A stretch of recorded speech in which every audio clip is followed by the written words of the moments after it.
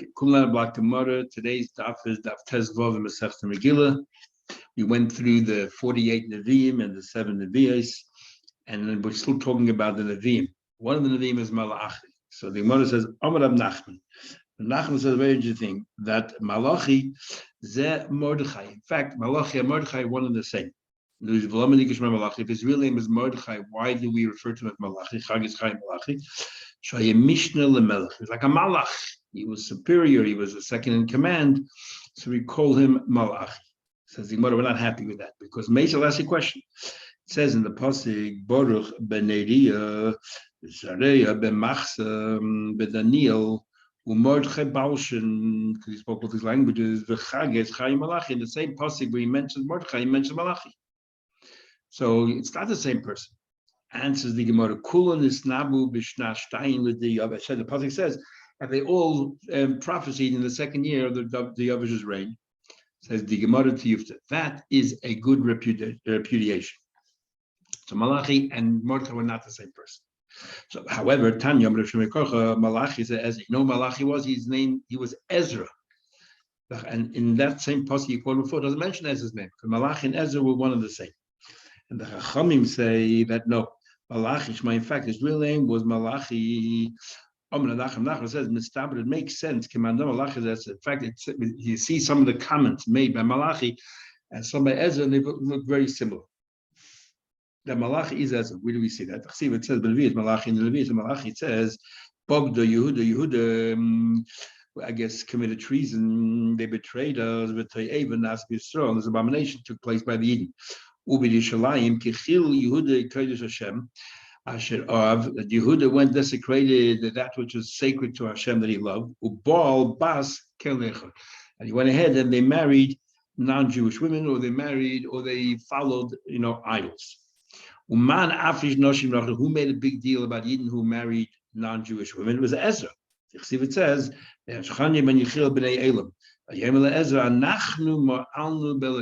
we are the ones who desecrated Hashem. The Noishiv Noshim Rachel. What did we do wrong? We married non-Jewish women. So Ezra made a big deal out of it, and Malachi mentioned it. So Malachi and Ezra were the same person. So either Malachi was the same person, or Malachi was a person in his own right. Tanama, we learned, Arba Noshim Yaf Yafis Hoyiba Elam. There were 4 prettiest women that ever existed. So Abigail is the one we just learned before about that David HaMelech wanted to marry, and Rachav, actually the order should be the reverse, because chronologically Rachav was first married Yeshua and Esther. These are the 4 prettiest women. Amanda Amar Esther, the ones that Esther was green, is Mapik Esther, Maya Vashti. They got Esther and put in Vashti. So we're not just talking about Jewish women, we're talking about women in general. Teshuvah says, why don't we mention Chava? Because Chava was part of Hashem's creation, wasn't born in the natural way. In the Gemara Baba Basra, in the end of the first Perek, we learned that Yoav's daughters were the prettiest women in the world. So obviously, Pshat here is women who were pretty and they had an impact, not just to happen to be pretty. Each one of them, the fact that they were pretty caused something to happen. Sarah, Abimelech, and Parai, and so on. Esther with Achashverosh, Abigail with David HaMelech, and Vashti again with Achashverosh. And Rachav is, with Yeshua. We're up to Daf Tezvav. We're about 15 lines in the wide lines. So we're talking about Rachav. Tanabam, we learned Rachav Kishma. As soon as you mention her, what do you call it? Rachav Bishma. As soon as you mention Rachav's name, you already feel like you want to have snus. And because once you hear a voice, you're tempted. Abigail b'schirasi, you remember her, and Michal b'shol, but you also want to see her. Amar Bichol Kolaim, Rachav. When anybody mentions Rachav's names, Miyad Nikri immediately has an omission. Amar Nachman, Rachav. I say I can say it constantly, ichpusly has no effect on me. I'm talking about B'yoida uva Makida, somebody who knew Rachav and recognizes her, not you don't have no idea who Rachav. What did she look like? It says, we'll continue the Megilah. Mordechai Yodas Kosher Nas. Mordechai knew everything that was happening. What was happening? What did Mordechai say? Rav says, Gova Haman is now so conceited that he thinks that he's greater than Achashverosh. This is what Mordechai lamented, how terrible it was. And Shmuel says that he's Gova Malki Lom and Malkatah. Euphemistically, he was saying that what he actually meant to say was that the kings or the people down here are making a ruling, and Abish unfortunately is complying. And it's above his Chalkal Malka that the Malka sort of had disintegrated or it was shivering. My Chalkal wasn't me exactly. Suddenly she became a nida. She got so nervous. She had to go to the bathroom. Esther summoned Hasach to send a message to Mordechai to find out what's going on. Who is Hasach? Rav said Hasach is Daniel. In fact, it's Daniel. So Daniel lived quite a long life. From Nebuchadnezzar, through Evel Merodach, through Belshazzar, through Kadesh, Daniel, now Achashverosh. So why don't we just refer to him as Daniel? Why is he called Hasach? Shechotchu Migdullah, so the Hein, the Ches interchangeable. So as if he's cut down from his greatness, he's no longer the guy who's only on top there, one of the supreme ministers. Shmuel Amar Shekol Divrei Malchus Nechtovin Al Piv. Chatoch means cut. Everything that happens in the Achashverosh kingdom, it went through him. So difficult to understand why he didn't play a role in the story of Purim. But das Mazev Amazeh, Esther sent Hasach to find out what's going on. What a strange lashon. She repeats herself. Mazev Amazeh. She was hinting something because nobody knew that she was a Yid. She sent him Shema Avru Yisrael Al Chamisha Chumshe Torah. Did the Yidden do something wrong? Did they desecrate the Torah, the 5 Chumoshim, the Chsib, Hen, Rivkan, the Luchas? It says Mizeh uMizeh Hem Ksuvim, that they're written on both sides. That's what she was hinting when she said Mazeh Mazeh. Did the Eden deserve the punishment or the threat that's hanging over them? They revealed to Mordechai the words of Esther. So they went back and forth, Hasach to Mordechai. Mordechai went back to Esther. Then, and with a message that Mordechai wanted Esther to present herself before Achashverosh, and Esther refused because she said the king hasn't summoned me and he might just kill me. So, but the pasuk says that when they went back to Mordechai to inform Mordechai of Esther's decision that she's not going, it doesn't say that Hasach went. It just says that Yigidu Mordechai, they. So it wasn't Hasach, a single person. They, as Divrei Esther, Hasach didn't go. We can't from here learn out a lesson that you don't have to be the bearer of bad news. Then she said, go gather all the Eden together and fast 3 days and 3 nights, and so will I. She said, I will enter the king like a dust. I will enter not correctly, and I should have if that's what's meant to be, that's what's meant to be. That I will lose. I will go to the king, not the way he's supposed to. And if I'm lost, I'm lost. What's going on here? What do you mean not correctly? Kadas also means the laws of the Torah. Until now, I was coerced. I was coerced, and therefore she was able to live with Mordechai and able to live with Achashverosh because she was coerced to live with Achashverosh. But now I'm going to do it willingly, not because she really wants to do it, but she's going to willingly do it in order to save Klal Yisrael.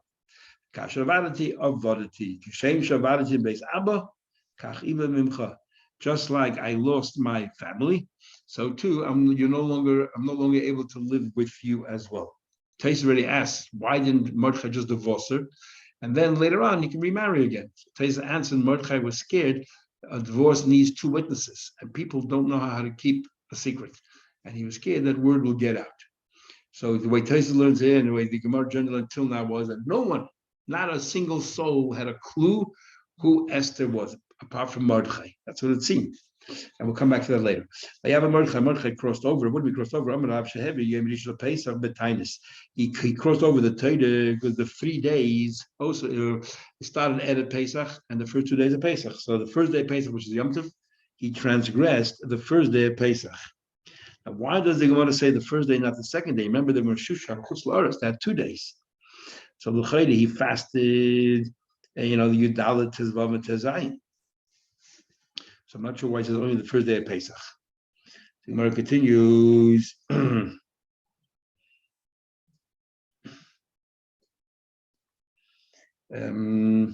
Now, very interesting is Rashi over here says that they fasted Erev Pesach, they fasted Pesach, and they fasted Shisha Osir, And then the end, Matzoi Shisha Asar, Haman got hanged. Now that's very interesting, because in Shulchan Aruch it says that the second night of Seder, we have to eat a little extra, because the second night of Seder, Haman was hanged on his tree. But it was not the second night of Pesach, it was the third night of Pesach. As Rashi clearly says here, and I'll say it again in tomorrow's blot, that it was not the night of the 16th that Haman was hanged, it was the night of the 17th.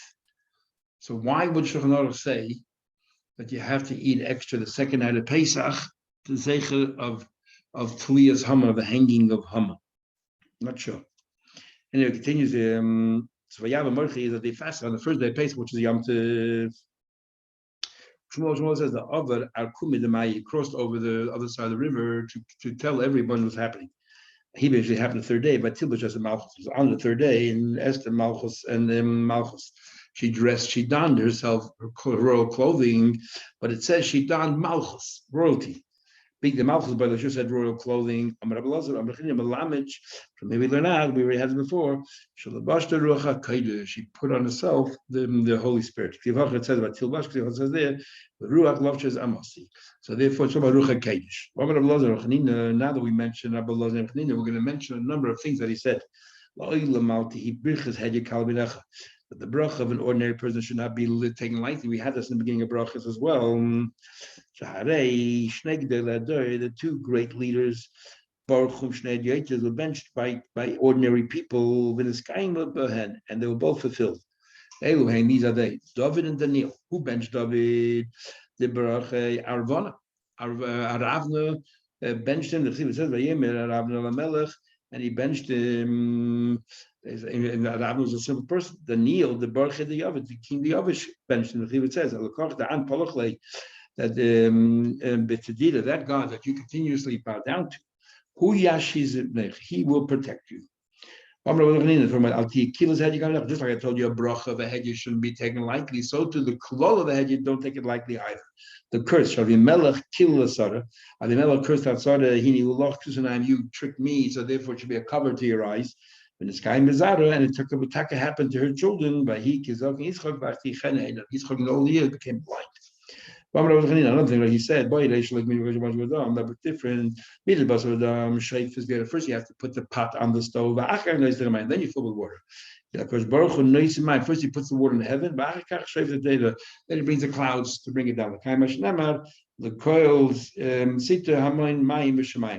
the sound, he places water in the heaven, and then he brings the clouds. Another thing he said, anybody says anything in the name of the original speaker, made the Geula, will bring redemption to the world. So it says, Esther said it in the name of Mordechai, and that was one of the turning points in Perek Vav, when Achashverosh remembered that Mordechai saved him, and then the whole thing started. And Hava's world began crumbling all around. We already spoken to Sim Daf why we give so much credit to the one who just repeats what the other person said, rather than the one who initially came up with the idea in the first place. Tzaddik is lost to his generation. Tzaddik Ovid, if a tzaddik passed away, Ovid, his generation lost. According to Tanya, that means in a way, in a positive way. That a person, while they're in a guf, they're limited, they're constrained only to the people who see him or he has a connection to. But a tzaddik leaves his guf, then they can have a connection to everybody in the generation and beyond. If a person lost a precious stone or a pearl, whatever it is, it's still a margolis. Of the only one who loses out is the husband. Okay, the cholz is the owner. So the same thing over here, that the tzaddik passed away is only to the people that know him. And Haman goes around saying, but all of this, all of this, like he had all his documents, everything that he always had his possessions with him, is worthless when I see Mordechai there. Again, we're continuing to say things Rabbi Lazar said, but this particular inyan pertains to the Megillah, not like the inyanim that we mentioned before. Rabbi Lazar said, when he saw Mordechai sitting there, he said, I don't care how much he knew exactly what his value was, none of that is worth anything to me. While Kol Man, that Mordechai is there. This is the famous word when it says the Gemara Haman Na'atoyda Menayin, and we say Hamin Ha'etz Hazeh, that by the Eitz Hadas. What is it to the connection Eitz Hadas to Haman? So the beautiful pshat is that Mordechai, Adam Rishon and Chava were told they can eat from everything that's in the Gan Eden. The only thing they shouldn't eat is from the Eitz Hadas, and yet that's the only thing that they had to eat. There were so many other things there. No, they had to have Eitz Hadas. Same with Haman. He had everything he wanted, covered, wealth, everything he wanted, and so on. And yet, one thing he needs, and everything else is worthless if I can't have this one particular thing. That Mordechai should be removed. That Mordechai came with a star that he is wealthy, and the Zeba Prusbuti, and Haman came with basically with his sign of poverty. As the Medrash said, Hakim Sheni says that there were generals and Mordechai rationed all his food, and Haman did not ration his food, and then Haman ran out. And basically, he was dying from hunger or thirst, and Mordechai made him write on the bottom of his shoe that he's an eved, he's a slave to Mordechai, and then Mordechai would give him food. So therefore, whatever Haman had, in fact, belonged to Mordechai. We'll see tomorrow's more as well. Omar Papa, the Korule, he called him Avda, the Mizdavdim Betalma. You're an eved who sold himself for a loaf of bread. Chosen and Shabali Melamed. What do you mean Chosen and Shabali? As if he was able. Zeh means you can point at it. Who means it's distant, far away, and Zeh means it's right before you. And yet Haman said the Chosen and Shabali. In other words, Haman was there and he saw it right in front of him. So how's that possible? He had it either Chakukin Liba in his heart and his mind. He knew exactly what he owned, or actually he had some document that he always carried with him to give him his reassurance, security.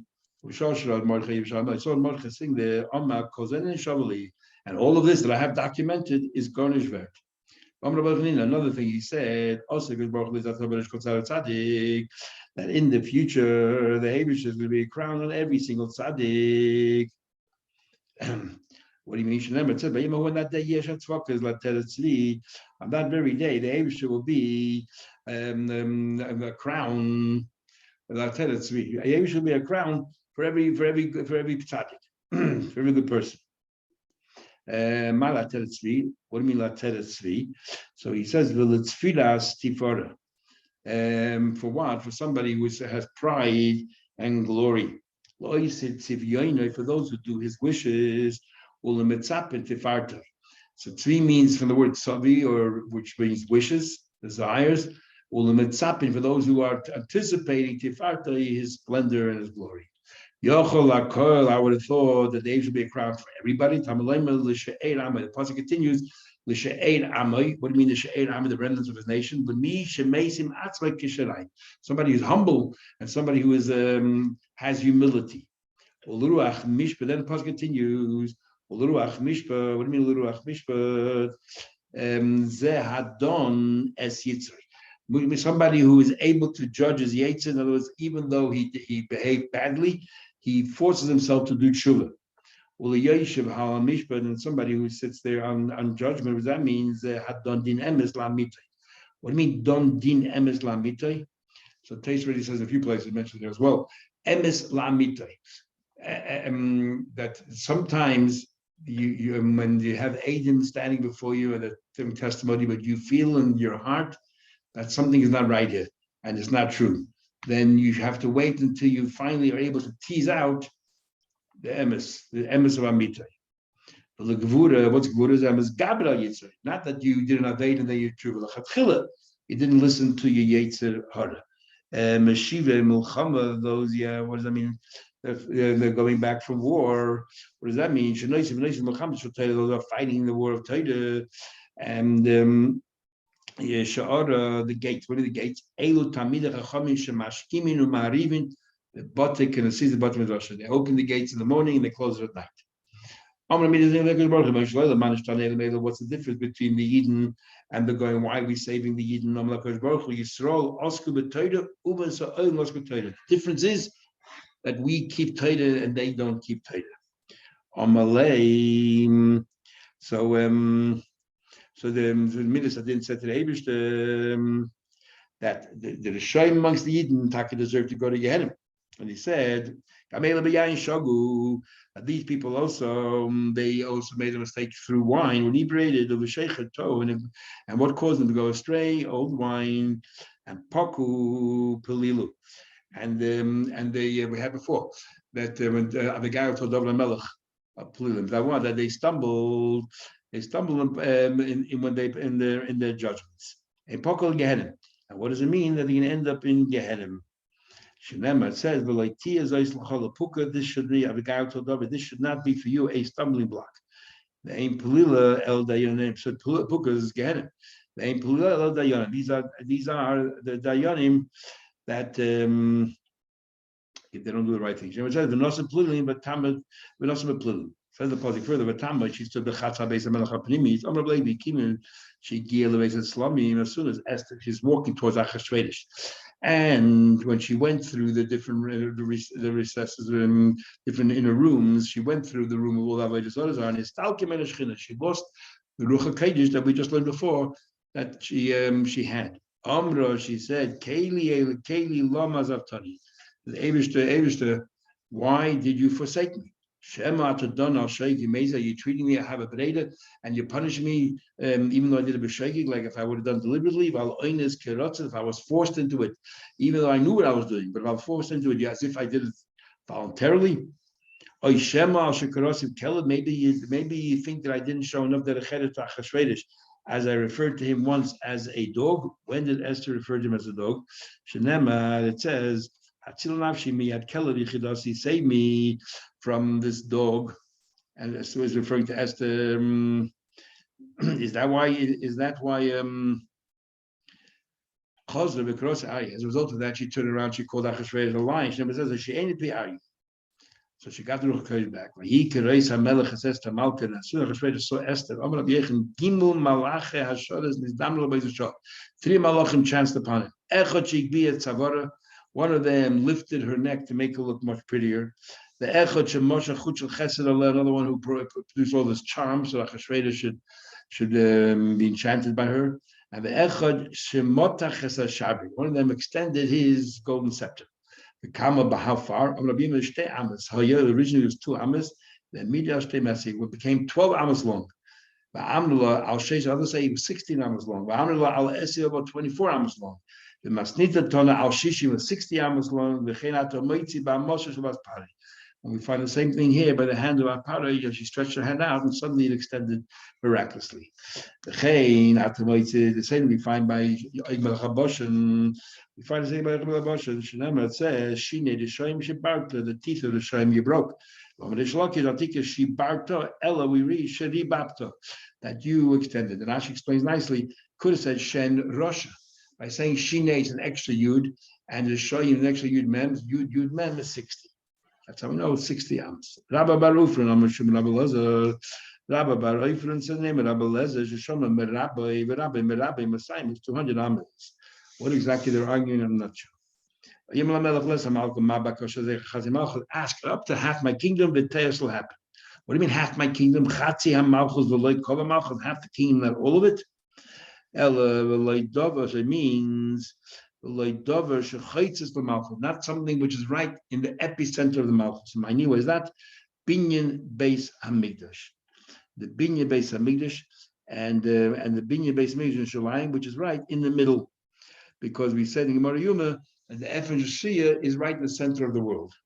However, we learned just not so long ago that Tveria is called Tveria because it's the navel; it's right in the center of Eretz Yisrael, center of the world, not Yerushalayim, which we're saying now that is the center of the world and the center of Israel. So there's another way of learning pshat in what do you call ad chatzi hamalchus v'teos. What do you mean ad chatzi hamalchus and not including the Beis Hamikdash? I don't want something that is very divisive. The Beis Hamikdash is very divisive. Unfortunately, as we see right now, the UN just ruled again this last month that we, the Eden, had never had a Beis Hamikdash. The whole thing was a fabrication. So again, it's a very divisive thing, and that's what it means. Anyway, further, she invited Achashverosh. She said, let them both come. So I'm learn my Ross Esther, she's even as Haman. Why did Hester invite Haman? Hester wanted to plead her case and her cause for Achashverosh. Why even invite Haman? So we have a number of reasons there which argue. Now, Lezer says, Pachim, she put all kinds of stumbling blocks she hoped to trap him. Remember, it says, the table, the meal, people say things, and then somehow or another she wanted to see if she can get Haman to stumble, and then Achashverosh can go ahead and punish him. Shurama base of the Alumda, she learned from her family. Obviously, it doesn't mean base of the from her parents, because she never saw her parents, which we learned a few days ago. But it means from her, so Rashi says, from kids, they were saying this. Now it says, if your enemy is hungry, feed him. And then when he's a bit more vulnerable, then, and his defenses are down, get him. We don't want Haman to be free, that he can sit there within his devices and try to strategize how to harm the Yidden further. This way, she has Haman under her control. Abiyudah says, she didn't want anyone to know that she is a Yid. She didn't want Haman to find out that she's a Yid, so therefore she invited Haman as well. And if she invited Haman, nobody's going to suspect it. Haman was the arch enemy of the Yidden. And if she invited Haman, who is going to suspect that she herself actually is a Yid? And Nehemiah says, the Yidden shouldn't say, we have a young little girl, a sister of ours, in the king's palace. What if the down to she'll take care of everything. But if she befriends the Haman, then the Yidden won't trust her anymore, and they'll dive into the Eibush themselves. So this Nehemiah definitely argues with the ones before who said that no one knew that she was a Yid. In fact, we said before, Taisa says, why didn't Mordechai give a get? Because even to Adam, he didn't trust. So either no one knew that she was a Yid, and Nehemiah disagrees. Nehemiah said that they didn't know that she was a Yid, and therefore she wanted that they should dive into the Eibush and not rely solely on her. Rabbi Yesi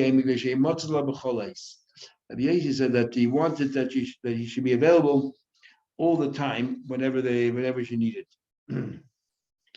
So he says here, if Haman is there all the time, maybe she can find somehow a way to trap him or something. Maybe the Eibush will realize that something's not right, that Esther's befriending Haman, and therefore the Yasel and Nikanes. You know what I'll do? I will befriend Haman, and I will pretend as if I'm enamored by Haman. So Achashverosh will be bursting with anger and envy. He will kill us both. Rashi actually says, we had in Martinus, that if one person gets killed, there's a Gzeda, and one of the people gets killed, and the whole Gzeda falls apart. That's why the person jumped off the roof and he got Olam Haba. So he said, against Rabbi Gamliel. So the same thing over here. We'll make a Gzeda against both of us, and then Haman will get killed first, and then that'll be good enough. Achashverosh was not stable. His mind, he can vacillate from one minute to the next. So therefore, I'll get him to, if Haman is not here and I convince him to kill Haman, by the time his guards bring Haman, he might change his mind. But if Haman is right here and now, it can happen instantaneously. Despite all of these reasons given, we still need I want to create an atmosphere of jealousy and envy and distrust, that the king will be jealous, other ministers will be jealous, why only Haman was invited, and the king will be jealous, what's going on here? Why is Haman invited at all? It's just the king and the queen. Rabbi says, it says in the Pasuk, before you break somebody, go and lift them. That's why she invited Haman. The Bible said that bechumam ochis esbishtem, that in the heat I will prepare their parties, their feasts, and this is Rashi says, well, Belshazzar won the war against Kodesh, the Yavish. He came back, had a big feast, and he was killed that night. Same thing here.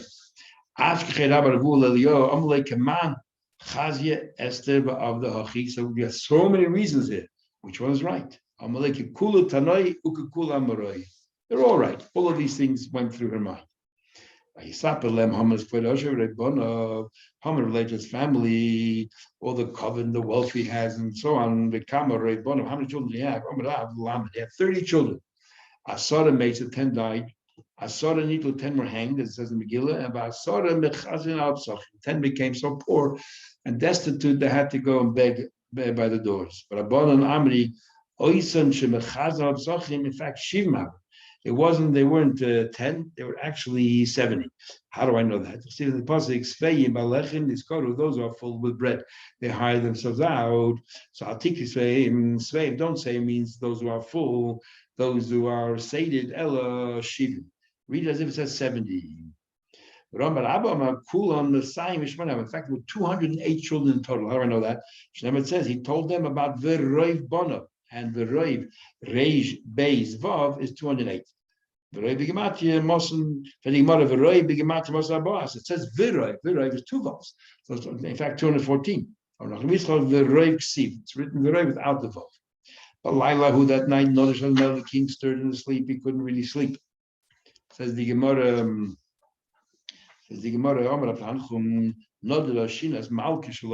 talking about the Eibishter. The Eibishter couldn't sleep. The Eibishter decided, because when you're asleep, everything is the same. Eden going, so it's a marshal of the same. So the Eibishter now decided that he has to save Eden. The Eibishter stirred, and therefore Achashverosh stirred. Rava said, in fact, it says in Rashi, it was the Malachim who were davening to the Eibishter, and they were stirring him. They were saying to Achashverosh, you are unappreciative. You don't know how to express your gratitude for somebody that actually helped you out. The Rabbi says, Achashverosh himself disrupted his own sleep. Thoughts started going through his head. But I started to get very suspicious. Why did they come on? What in the world's going on here? Does it mean to Esther Haman that suddenly Esther's inviting Haman to a personal intimate party between me and her? Maybe they're both planning and scheming something against me. Maybe they want to kill that person from himself and third person. But then he said, if so, my own wife and my minister are planning against me. I don't have anyone I can trust, any friends that will go ahead and reveal to me what's going on. Maybe in the past somebody did help me out, but I never reimbursed or never paid him or compensated for him or expressed my gratitude, and therefore nobody feels the need to help me. Maybe that's why people are avoiding me and not revealing what's going on. He said, you know what? Bring me my records. And let me see the records of what happened. And they started to read on its own. Elaine was reading on its own. And they found Kosuf. They found that something was written very recently. He should have said in the pasuk that he found something that was already written in the past. To teach you that this person over here, Shimshai, who's a Rasha, and he was also the scribe by Kodesh, and he was the one who stopped the building of the base of Migdash. Moichik was trying to erase what it says in the Yamim. The Gavriel wrote it down, recorded and wrote it down. Interesting, it says, can't remember where it says this, so it shows how in Megillah, it says Big Sonna in the Sefer Zechariah, it says that Big Sonna v'seresh. So it says there that what actually happened was that they tried to write Big Son Oy Seresh, that Mordechai, one of those two people were scheming to kill the king, Big Son or Seresh, but Mordechai had them both killed. So although he did something right, he also killed an innocent person. So that means even the good that he did was bad. But what happened was Gabriel took it and put it together. And the Oy split the Aleph and the Vav. So the Aleph became the end of the word Big Son, became Big Son No. And the Vav became the beginning of Seder, became Viseresh. That's how he saved the Sefer Zechariah. So he was, so this person, Shimshai, was trying to erase, and Gabriel wrote. And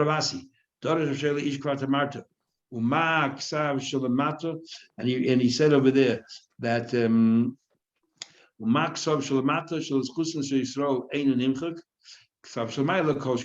something recorded down here, they're trying to erase where it benefited the Yidden cannot be erased. So too, the Eibishter Ksav cannot be erased, surely. And they finish off like Nasli Maidova. They said to Achashverosh, nope, you never rewarded Mordechai amply. Mordechai, don't think for a minute that these goyim actually had any love for Mordechai. And they just saying him as Haman. They hated Haman far worse than they hated Mordechai. And we'll continue tomorrow with Shem as to what actually happened, this famous encounter between Haman and Mordechai. Okay, everyone have a good night. We'll continue tomorrow. Thank you.